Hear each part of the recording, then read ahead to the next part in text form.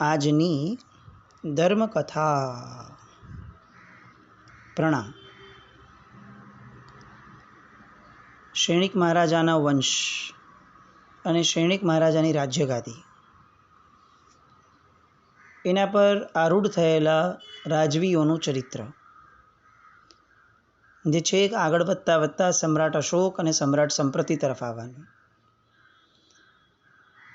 એ પૂર્વે જે નંદવંશ થયો, એ નંદવંશના રાજાઓની વાતો અત્યારે આપણી ચાલી રહી છે. નંદ ત્રીજા સુધી આપણે ગઈકાલ સુધી જોયું. સ્થૂલીભદ્રજીનું ચરિત્ર થયું. સંભૂતિ વિજયજી મહારાજ, એમનો સમય જૈન ધર્મના પ્રચારનો એ સુંદર રીતે ચાલી રહ્યો હતો. આ ત્રીજા નંદના મૃત્યુ પછીથી નંદ ચોથો મહારાજા સુમાલી એ નામે રાજગાદી પર આવ્યા. ત્રીજા નંદ મહારાજા મહાનંદનો પુત્ર સુમાલી.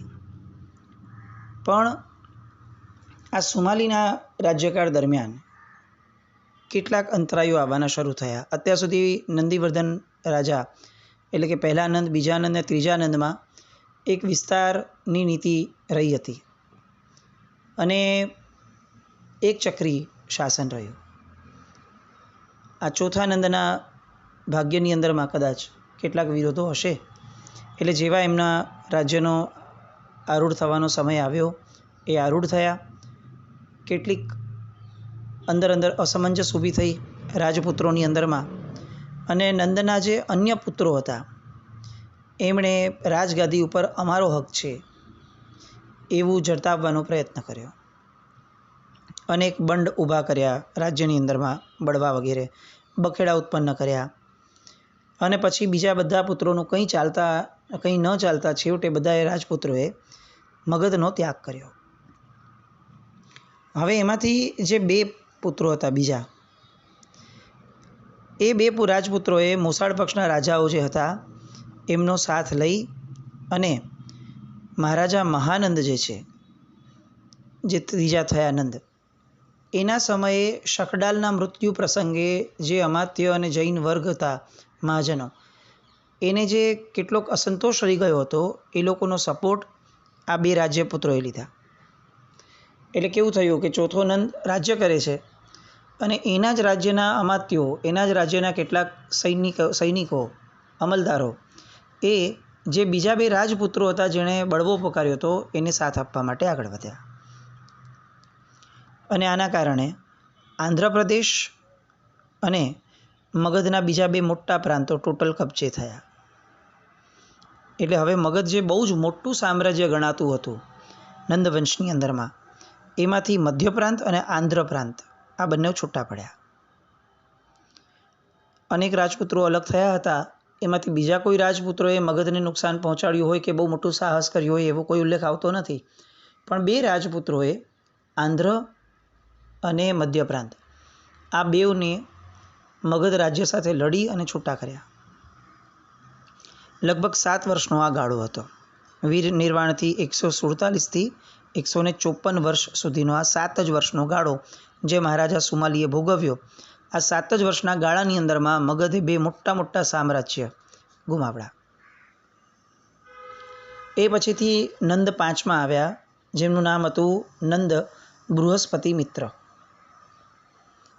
આ સમયગાળો એ હતો કે જ્યારે હવે સંભૂતિ વિજયજી મહારાજ સાહેબ જે છે, સંભૂતિ મુનિ, એમનો સ્વર્ગવાસ થયો, કાળધર્મ થયા. એટલે હવે સ્થૂલીભદ્રજી જે છે એ હવે શુત કેવલી ભદ્રબાહુ સ્વામીની પેરેલલમાં સંભૂતિ વિજયજી મહારાજ સાહેબની પાટ પર એ આવ્યા. 10 પૂર્વનો અભ્યાસ ભદ્રબાહુ સ્વામીજીએ કર્યો હતો અને 4 પૂર્વની વાચના અર્થથી એમણે મેળવી હતી. યુગ પ્રધાન પદ એમને પ્રાપ્ત થયું હતું. આ અરસાની અંદરમાં થયા મહારાજા બૃહસ્પતિ મિત્ર, કે જેમને બચપણથી જ જૈન ધર્મ પ્રત્યે બહુ જ લગાવ હતો. અનેક એમના જીવનના પ્રસંગો આવે છે કે જે પ્રસંગો પરથી એવું કહી શકાય કે આ બૃહસ્પતિ મિત્રને પરમાત્માના શાસન પ્રત્યેનો રાગ એ બીજા જે આગળ નંદ થયા બધા, એ નંદ કરતાં ઘણો અધિક હતો. અલબત્ત આગળના 4 નંદ એ જૈન ધર્મી જ હતા, પણ આ નંદ જે છે પાંચમો બૃહસ્પતિ મિત્ર, એ કંઈક વિશેષ લાગણી લઈને જન્મ્યો હોય એ રીતે એણે રાજ્ય શાસન કર્યું. સુમાલીના સમયની અંદરમાં 2 રાજ્યો છૂટા થયા, તો હવે આ પાંચમા નંદને એવું થયું કે હું રાજ્યના સીમાડાઓને વિસ્તારમાં ફરીથી જે મારા પૂર્વજોએ કર્યું તે રીતનું પરાક્રમ કરું. ઇતિહાસ એવું નોંધે છે કે આ જે પાંચમો નંદ હતો બૃહસ્પતિ મિત્ર, એ ઉંમરમાં નાનો હોવા છતાં પણ ચતુરાઈની અંદરમાં ખૂબ મોટો હતો. એમણે સૌથી મોટું રાજ્ય એ સમયનું જે કહી શકાય એવા કલિંગના રાજ્યો ઉપર, એની બોર્ડર ઉપર હુમલો શરૂ કર્યો. આખા ભારત વર્ષની અંદરમાં એક પણ રાજવી એવો ન હતો જે કલિંગ દેશની મજબૂત સીમાઓને ચેલેન્જ કરે અથવા પડકારે. પણ આ બૃહસ્પતિ મિત્રએ પોતાની રાજ્ય કુશળતા, પોતાની ચતુરાઈ, સામ દામ દંડ ભેદ, આ બધી નીતિઓમાં પોતે જે રીતે પાવરધો હતો, આ બધાના કારણે કલિંગ દેશને ઘણી બધી વાર પડકાર્યો. શરૂઆતના સમયની અંદરમાં પીછેહટ પણ કરવી પડી, કારણ કે ગમે તેવી વ્યૂહરચના ગોઠવે, કલિંગની જે વ્યૂહરચનાઓ હતી એ અપ્રતિમ ગણાતી.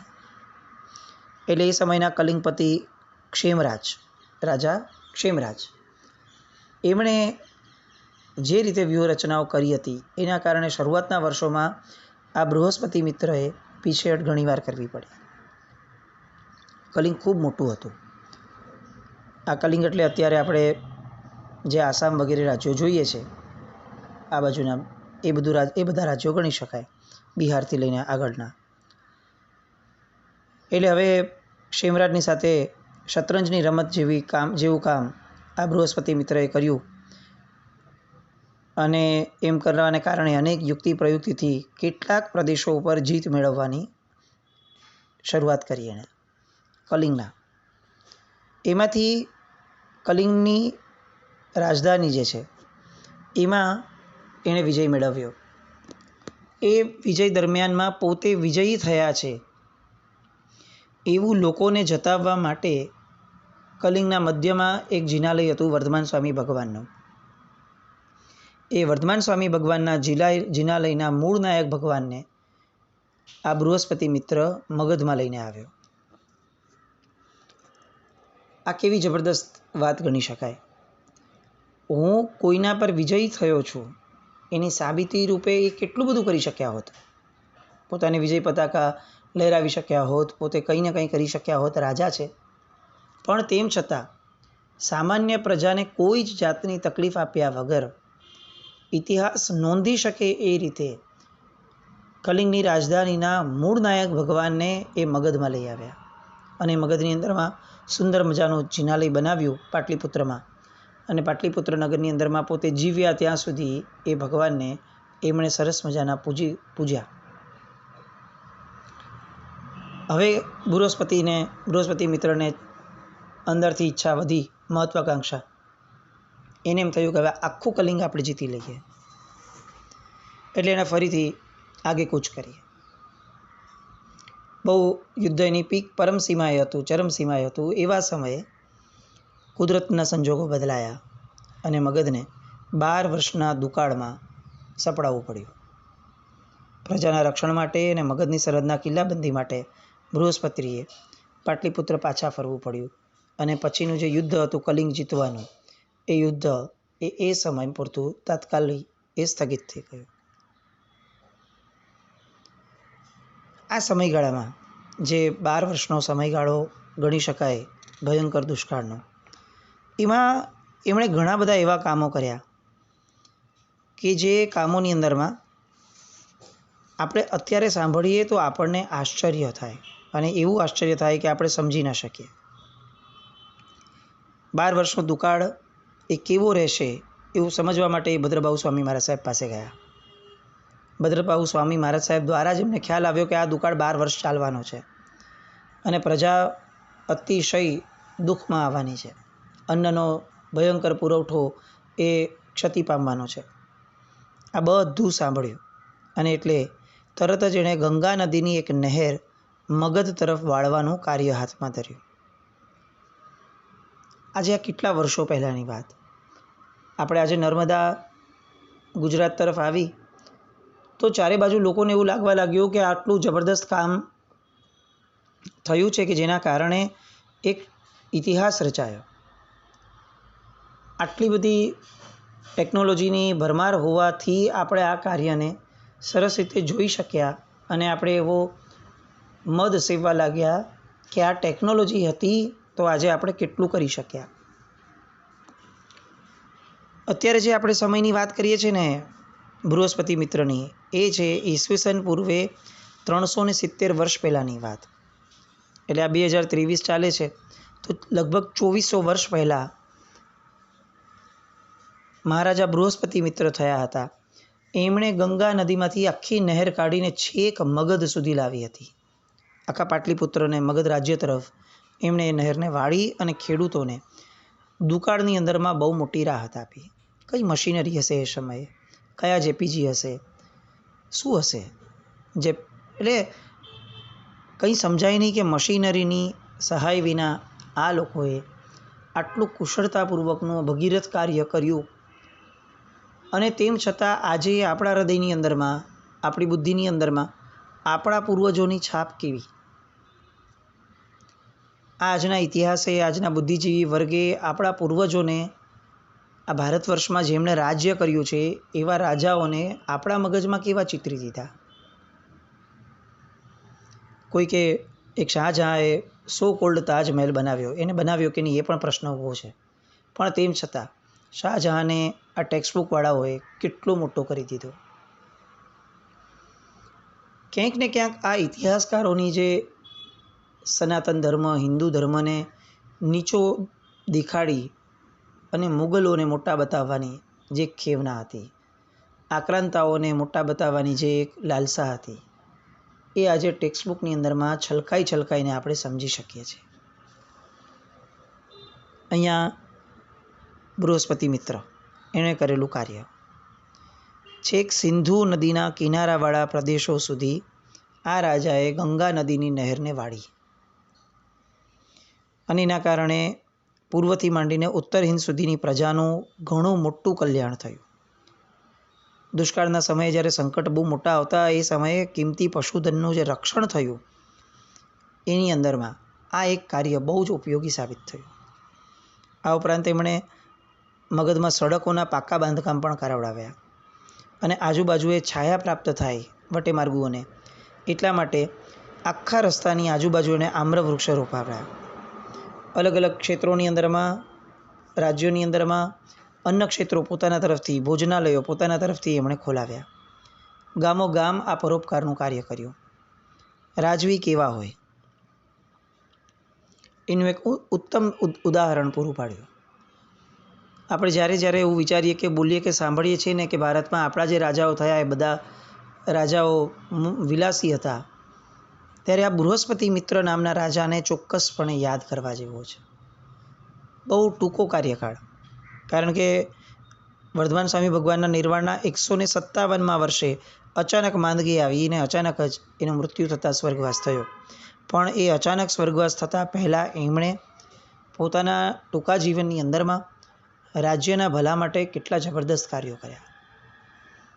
એક રાજવી જ્યારે બરોબર પ્રાપ્ત થાય ત્યારે એ રાજવી કઈ રીતે હજારો લાખો લોકોના જીવનને એ સારા માર્ગે વાળી શકે છે એનું ઉદાહરણ આ બૃહસ્પતિ મિત્ર રાજા દ્વારા પ્રાપ્ત થયું, જે હતા 5મા નંદ, એટલે નંદવંશના 5મા રાજા. એ પછી મગધની રાજ્યગાદી ઉપર ધનનંદ એમનો દીકરો એ આવ્યા. પણ બૃહસ્પતિ જે મિત્ર જેવા ચુસ્ત જૈન ધર્મી અને દયાળુ હતા, એવી સ્વભાવની ઉદારતા આ ધનનંદના જીવનની અંદરમાં ન વર્તાય. પણ એ જે કાળ હતો બૃહસ્પતિ મિત્રનો, એ કાળ દરમિયાન જેમ રાજ્યોની અંદરમાં આ રીતની ઘટનાઓ બની, એમ જૈન ધર્મની અંદરમાં પણ એક વિશેષ ઘટના બની. એ જમાનો હતો કે જ્યારે અત્યાર સુધીમાં કોઈ પણ સૂત્ર આચાર્ય ભગવાન તો બોલી જતા તો શિષ્યોને યાદ રહી જતા. ઘણા વખત પછી પણ શિષ્યોને પૂછવામાં આવે તો એ કડકડાટ એ શિષ્યો આ બધી વસ્તુઓને, બધા સૂત્રોને બોલી જતા હતા. પણ ધીરે ધીરે કાળબળનો પ્રભાવ ગણીએ કે પરિસ્થિતિમાં ફરક પડવા લાગ્યો. પછીથી એવું થયું કે વારંવાર ગુરુ એ સૂત્રની વાંચના આપે ને તેમ છતાં શિષ્યો વારંવાર ભૂલી જતા, અને એના કારણે એ ભૂલી જતા એ એટલું મહત્ત્વનું ન થયું. મહત્ત્વનું એ હતું કે જે જ્ઞાન છે, જે પરાપૂર્વથી મળતું આવેલું હતું, એ જ્ઞાનમાં ન્યૂનતા આવવા લાગી. એટલે હવે શ્રમણ સંઘને આ જ્ઞાનને ટકાવી રાખવાની એક તાતી જરૂરિયાત વર્તાય. પાટલીપુત્રનો એ સમયનો જૈન સંઘ એ બહુ માતબર સંઘ ગણાતો. ભારત વર્ષની અંદરમાં શ્રેષ્ઠતમ સંઘો કે જે ખૂબ ઉદારતાપૂર્વક કેટલાક કાર્યોમાં સક્રિય થઈ અને સરસ મજાની જૈન શાસનની જાહો જલાલીને વધારવાના કાર્યમાં આગળ પડતા હતા, એમાંથી પાટલીપુત્રનો સંઘ એ અગ્રેસર ગણાતો. પરિશિષ્ટિ પર્વ, તિથ્થોગાલી પૈનય, આવશ્યક ચોરણી, આ બધા ગ્રંથોની અંદરમાં આ પાટલીપુત્રની અંદરમાં જે ઘટનાક્રમ થયો અને પાટલીપુત્ર નગરનો સંઘ એ જે રીતે સક્રિય થઈ અને આ કાર્યને પૂર્ણ કરવા માટે, પાર પાડવા માટે આગળ વધ્યો, એની વિશેષપણે નોંધ લેવાય છે. વર્ધમાન સ્વામી ભગવાનના 7મા પટ્ટધર શ્રી ભદ્રબાહુ સ્વામી થયા. એટલે એમણે આ ભદ્રબાહુ સ્વામીએ જ્યારે અહીંયા મગધમાં દુકાળ પડ્યો ત્યારે અનેક મહાપુરુષો, અનેક મહાત્માઓ આ મગધથી વિદાય પામ્યા. કેટલાક લોકો વૈતાઢ્ય પર્વતની ગુફાઓમાં ગયા, કેટલાક કોઈ નદીના તટે રહેવા લાગ્યા, કેટલાક સમુદ્ર તટે જઈને પોતાનું જીવન પસાર કરવા લાગ્યા, અને કેટલાક સાધુ ભગવંતો એવા હતા કે જે લોકોએ અન્ન જળનો ત્યાગ કરીને મગધમાં ને મગધમાં જ અણસણ સ્વીકારી લીધું કે ભાઈ અમારે વિરાધના કરીને બહાર જવું નથી. હવે એમાં જે મગધમાં સ્થિરતા કરી હતી એ સાધુ ભગવંતોની અંદરમાં સ્થૂલભદ્રજી એ પણ એક હતા. સ્થૂલભદ્રજીએ અહીંયા રોકાવવું હતું એવું નહીં, પણ પાટલીપુત્રના સંઘે આગ્રહપૂર્વક આ સ્થૂલભદ્રજીને અહીંયા રાખ્યા મગધની અંદરમાં 500 સાધુ ભગવંતો સાથે. પોતે સમર્થ હતા, વિદ્વાન હતા અને કંઠસ્થ શ્રુતજ્ઞાની પણ હતા.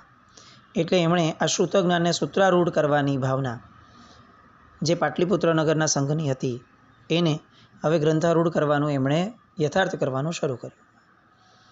2-3 વર્ષ થયા, સૂત્રારૂઢ કરવાનું કાર્ય ચાલુ થઈ ગયું હતું, પણ પછી 5 વર્ષ પછી 11 અંગોની રચના થઈ. એમાં 12મું દ્રષ્ટિવાદ નામનું જે અંગ હતું એ ફક્ત ભદ્રબાહુ સ્વામી જાણતા હતા. એટલે હવે આ ભદ્રબાહુ સ્વામી પાસેથી આ અંગની પ્રાપ્તિ કરાવવી બહુ આવશ્યક બની.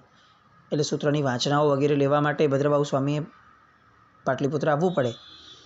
તપાસ કરાવડાવી તો ખબર પડી કે ભદ્રબાહુ સ્વામીજી એ તો નેપાળ દેશની અંદરમાં 12 વર્ષની ઉગ્ર તપશ્ચર્યા કરી રહ્યા હતા. આવી તપશ્ચર્યા કરવાનું કારણ શું? તો કે 12 વર્ષનો જે દુકાળ પડવાનો હતો, જેની એમણે આગાહી કરી હતી, એ દુકાળની અંદરમાં પ્રજા એ બહુ યોગક્ષેમપૂર્વક જીવી શકે એની માટે સૂક્ષ્મનું બળ ઊભું કરવા માટે એમણે આ મહાપ્રાણની સાધના ત્યાં શરૂ કરી હતી. કેટલાક સાધુ ભગવંતોને 2 સાધુ ભગવંતોને મોકલ્યા પાટલીપુત્રના સંઘે. તેમણે ત્યાં જઈ અંજલિ જોડી વિધિપૂર્વક વંદન કરીને કહ્યું કે હે ભગવંત, પાટલીપુત્ર પધારવા માટે શ્રી સંઘ આપને આદેશ કરે છે, કારણ કે કાળના પ્રભાવે લય થતા શ્રુતજ્ઞાનને ગ્રંથારૂઢ કરવાનું કાર્ય એ સ્થૂલભદ્રજીના પ્રમુખપણા નીચે પાટલીપુત્ર સંઘ દ્વારા શરૂ થયું છે, જેમાં આપની પાસે રહેલું બાકીનું જ્ઞાન એને ગ્રંથારૂઢ કરવામાં આવશ્યક હોવાથી સંઘે આપને ત્યાં પધારવા વિનંતી કરી છે. ભદ્રબાહુ સ્વામીએ સાહજિક રીતે જણાવ્યું કે જો મેં હમણાં મહાપ્રાણ ધ્યાન આરંભ્યું છે, 12 વર્ષે પૂરું થશે ત્યાં સુધી તો હું ત્યાં આવી શકીશ નહીં. જ્યારે મહાપ્રાણ ધ્યાનની સિદ્ધિ થશે એ પછીથી આ એવું ધ્યાન છે કે જેના કારણે સર્વ પૂર્વોની સૂત્ર અને અર્થથી જે ગણના છે, સ્વાધ્યાય છે, એ એક જ મુહૂર્તની અંદરમાં પૂરું થઈ શકશે. આ મહાપ્રાણ ધ્યાન એટલે શું એ પણ સમજવા જેવું છે. બારાખડીમાં આવતો હ નામનો શબ્દ, એ શબ્દનું ધ્યાન એ મહાપ્રાણનું ધ્યાન કહેવાય. એ ફક્ત હ નામના શબ્દની ઉપર એટલું બધું ઊંડું ઉતરાય, નાભીના પાતાળની અંદરમાં આ ધ્યાનને લઈ જવું, અને એના કારણે મતિજ્ઞાનનો એવો વિસ્તાર, એવો ક્ષયોપશમ થાય કે જેના કારણે 14 પૂર્વના જે સૂત્રો છે એને ફક્ત એક અંતર્મુહૂર્તની અંદરમાં, એક મુહૂર્તની અંદરમાં એ સૂત્રોનો આખોને આખો સ્વાધ્યાય કરી શકાય એવી મતિ ઉત્પન્ન થાય. આપણને બહુ ગજબનાક લાગે એવી આ બધી સાધનાઓ, જે સાધનાઓ આપણા પૂર્વજો પાસે જબરદસ્ત હતી. આજે આપણે એ બાબતમાં બહુ દરિદ્રી સાબિત થઈ રહ્યા છીએ. ભદ્રભાવ સ્વામીએ તો કીધું કે ભાઈ હું હમણાં તો નહીં આવી શકું. એટલે મુનિ ભગવંતોએ ઉગ્ર વિહાર કર્યો, પાટલીપુત્ર પહોંચ્યા, સંઘને જવાબ આપ્યો. સંઘે પણ દીર્ઘદ્રષ્ટિપૂર્વક વિચાર કર્યો અને બીજા 2 સાધુ ભગવંતોને ફરીથી ત્યાં નેપાળ મોકલ્યા અને કીધું કે જે શ્રી સંઘની આજ્ઞા ન માને એને કઈ શિક્ષા આપી શકાય. અને જો તમને ભદ્રભાવ સ્વામી એમ કે એને સંઘની બહાર કરવો જોઈએ, જે સંઘની આજ્ઞા ન માને એને, તો તમારે આચાર્ય ભગવંતને એવું કહેવાનું કે સાહેબ તો તમે પોતે આ શિક્ષાને પાત્ર છો, કારણ કે તમે પાટલીપુત્રના સંઘની આજ્ઞાને લોપી છે. આવી રીતે સમજાવી અને 2 મુનિ ભગવંતોને નેપાળ ભદ્રભાવ સ્વામી પાસે મોકલ્યા. અને ભદ્રભાવ સ્વામી આનો વચલો રસ્તો કઈ રીતે કાઢે છે, પ્રત્યુત્તર શું આપે છે. આચાર્ય પદે, યુગ પ્રધાન પદે બિરાજમાન હોવા છતાં શ્રી સંઘની આજ્ઞા એ કેટલી મોટી છે એનું જે આ એક દ્રષ્ટાંત સાંભળવા મળે છે આપણને, એ અજોડ છે. આજે સંઘોની ઉપરવટ થઈને કાર્યો કરતા જેટલા પણ વ્યક્તિઓ છે, પછી ગમે તે પદ ઉપર હોય, એ બધાએ બહુ ચોક્કસપણે આ ભદ્રભાવ સ્વામીના ઉલ્લેખને, આ દ્રષ્ટાંતને ધ્યાનમાં રાખવા જેવું છે. ભદ્રભાવ સ્વામી વચલો રસ્તો કઈ રીતે કાઢે છે એની વાતો ફરીથી આવતીકાલે મળીને આપણે સૌ સ્વાધ્યાયમાં લઈએ. જીનાજ્ઞા વિરુદ્ધ કંઈ પણ બોલાવ્યું તો મિચ્છામિ દુક્કડમ. જૈનમ